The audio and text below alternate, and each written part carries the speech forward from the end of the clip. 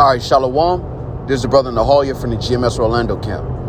I want to start off by giving all praise, honor, and glory to Yahweh, Bahashem, Yahweh Shai, Bahashem, Rakakodash. Double honors to the apostles and the elders of Great Millstone, who are the elders of Yashar Allah. And a sincere salutation to all Yuakim, who are preaching this word and believing this word, and to the Akwath, who are believing this word, in all truth and in sincerity. Yahweh is the name of the one they ignorantly call God. Yahweh Shai is the name of the one they ignorantly call Jesus. Bahashem is in the name. Rakah is spirit. Kodash is holy. Akyam is brothers. Akwath is sisters. Shalom means peace. And Yashar Allah is Israel in the ancient Paleo-Hebrew. All right, I want to go into a lesson through the spirit in transit. All right, on men loyal to the king. All right, because ultimately, Yahweh set up Yahweh Shai to be the king over Israel and the world and creation, if you can receive it, forever. All right, that is the role that Yahweh Shai was given. All right, it's nothing that he fought for. That was the lot that he was given through the spirit and power of Yahweh Shai. This is why he is known as the King of Kings. Now the Lord has set aside a remnant. He's reserved unto himself men that will not bow the knee to Baal. Because when you bow the knee, it's basically submitting yourself. All right, because those men will not bow the knee. Because the Lord is going to give them the spirit to be loyal to the king. All right. And right now you have two choices, so to speak. And really it's not a choice, but you have two choices. You have those who serve the king of this current world, and you have those who are loyal to the king of kings. And this is the time that we're coming into. All right. And we've been waiting for this. Those who know, who understand the scriptures, the Israelites have been waiting for the Messiah. Now, Yahweh Shai came lowly, but now he's coming back as an angelic force, if you can receive it. All right, I want to go to this real quick. This is Psalm 72, and I'm going to just start at the top. Give the king thy judgments, O Yahweh Bashemau Shai, and thy righteousness unto the king's son. He shall judge thy people with righteousness, and thy poor with judgment. The mountains shall bring peace to the people, and the little hills by righteousness. So we're waiting on that rulership. This is why we're not seeking a consolation from Esau. We're waiting on the rulership of our king. Because contrary to popular belief, Negroes, Latinos, Native Americans, West Indians, and Haitians, you have a king. And every day you go against the commandment, you're committing treason against your king. But the Lord has reserved the remnant who will be loyal to the king to the best of their ability. All right, who are loyal to the king. The hopeful elect are loyal to the king, and their iniquity will be blotted out and pardoned. But the Lord has placed a spirit upon them to be loyal and to serve the king in his absence, so to speak. You know, Yahweh Shai did the parable of a man going away from into a far country. He did many parables that described the master of the house being gone for a time and the servants having to wait for their master to return. Those are the men loyal to the king. Understanding that to be disloyal to the king is punishable by death. And this was frequent in the ancient world.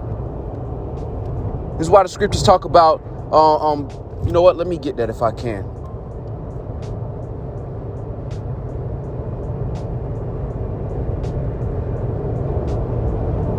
Lord willing, bear with me.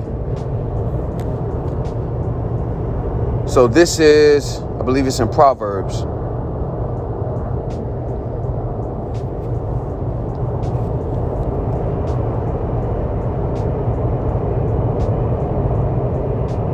Yep. Proverbs 20:8, a king that sitteth in the throne of judgment scattereth away all evil with his eyes. And see, because Jake don't physically see their king, they don't understand that he's still sitting in the throne of judgment, that he still has power over you, and that you're still responsible for serving the king, man. In the ancient world, there was a certain way that we carried ourselves. When you deal with the rulership of King David, when you deal with the rulership of King Solomon, those were precursors, introductions to what we're about to experience. Lord willing, we be a part of that number as a king comes to claim his inheritance. You have those of our people who rebel against the king. You have those who seek to sit in the king's seat. Yet you also have those that the Lord has reserved to be loyal to the king and to serve him to the best of their ability. And Yahweh Shah HaMashiach is the King of Kings, man. And he's coming back. And this is why the scriptures talk about every soul must appear before the judgment seat. Because Yahweh Shah is going to sit on his throne, man. And judgment and dominion has been given to him. And it's going to be made manifest in earth soon. But the Lord has reserved unto himself men that will not bend the knee to Baal, who will not be disloyal to the king. And this is what Christianity gets wrong. They don't understand the order of the kingdom of heaven. It doesn't involve the coalition of other nations. It involves Yahweh Shah HaMashiach sitting on the throne with the nation of Israel being joint heirs under him. All right, real quick, I want to go back to it. This is Psalm 72, and I'm going to just jump down to 11 and get the point. It says, yea, all kings shall fall down before him. All nations shall serve him. That includes us. Now, we are joint heirs, Lord willing, we be a part of that number. But we are also responsible for serving the king, man. Yahweh Shah is known as the King of Kings. In Revelation, the first chapter, he's known as the Prince of the... Man, let's get it, man. King coming back, man. Malak is coming back. This is Revelation chapter 1 and 5. And from Yahweh Shah HaMashiach, who is the faithful witness and the first begotten of the dead and the prince of the kings of the earth, unto him that loved us and washed us from our sins in his own blood. So Yahweh Shah is over the kings of the earth, which the Lord made us a nation of kings and priests. And that is the order of the kingdom of heaven. Lord willing, we be a part of that number. And the Lord has reserved unto himself men that are still loyal to that principle, who are loyal to that standard. And that's where the separation is, because Esau is going to force the world to show forth their loyalty or their fealty toward him.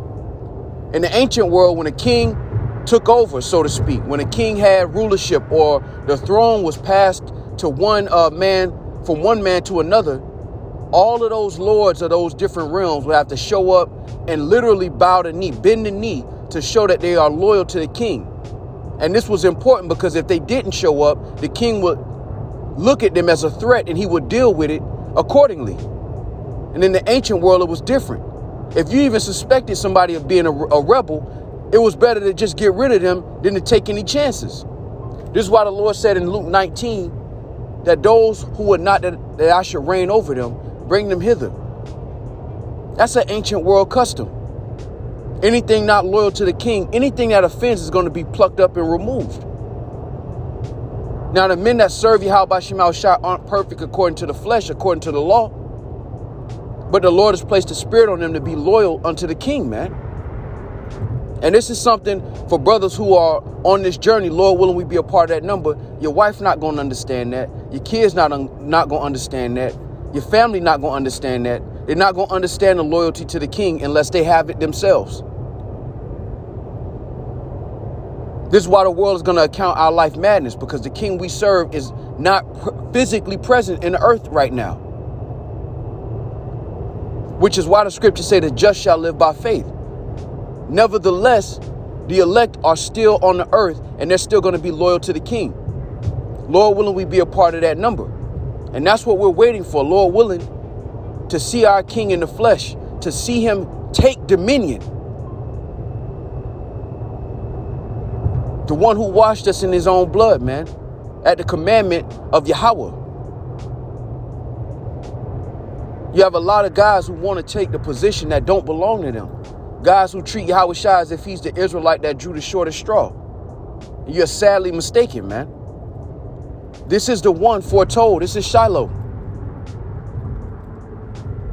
And Lord willing, we be a part of that number.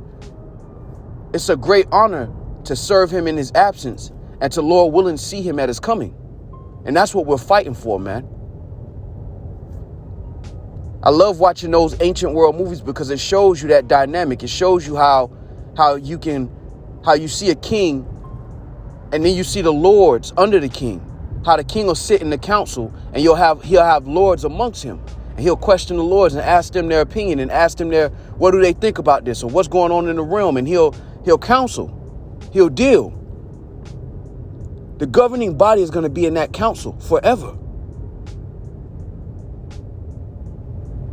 Lord willing, we be a part of that number. For those who haven't watched it, watch a movie like King on Netflix. And it shows you that type of order. It gives you like a similitude to that type of order. Where you have lords, you have princes, you have the heirs to a realm. You have all of these different positions. But Esau in this world has taught us that a king is all about folly and excess. Movies like the movie King on Netflix shows you the responsibility that goes behind that. And that belongs to Yahweh Shai first and foremost. And 144,000 are going to be those governing entities under Yahweh Shai to serve him in whatever capacity he chooses, according to his pleasure. Yahweh Shai set it up from the beginning, so every man's position was already set. And Yahweh Shai is coming to make that manifest and make that right. So Lord willing, this was edifying. I wanted to go into that through the Spirit because, again, you have men that are loyal to the king and you have men that aren't. And there are more men that are not loyal to the king than that are. Lord willing, we'll be a part of that number that are loyal to the king, man. Because the king is coming back, man. Whether this world can accept it or not, it doesn't matter. The king is coming back. All right, so Lord willing, just be edifying with that. I want to give all praise, honor, and glory to Yahweh, Bahashem, Yahweh Shai, Bahashem, Rakakodash. Double honors to the apostles and the elders of Great Millstone, who are the elders of Yashar Allah, and a sincere salutation to all you Akim, who are preaching this word and believing this word, and to the Akwath, who are believing this word in all truth and in sincerity. Shalom.